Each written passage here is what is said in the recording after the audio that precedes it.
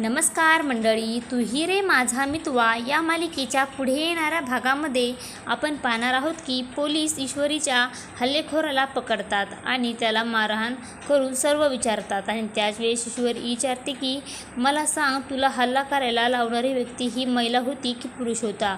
त्याच वेळेस तो व्यक्ती सांगतो की पुरुष होता. आणि पोलीस स्केच आर्टिस्टला बोलवतात आणि तो गुंड ज्याप्रमाणे वर्णन करतो त्याचप्रमाणे स्केच आर्टिस्ट एक स्केच बनवतो. आणि ते पाहिल्यानंतर आर्नव आणि ईश्वरी दोघांना धक्का बसतो, कारण ते स्केच हे उदयकांतचे असते. आणि ईश्वरी बोलते की त्या बाईपर्यंत पोचायचे असेल तर उदयकांत काकापर्यंत पोचवावेच लागेल, आणि उदयकांत काका भेटले म्हणजे आपल्याला त्या बाईचा पत्ता मिळेल.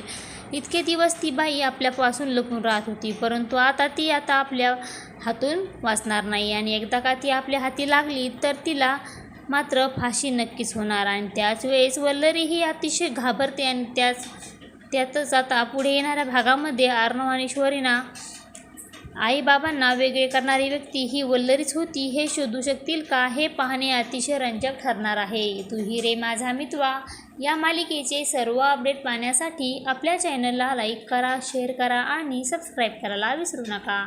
धन्यवाद.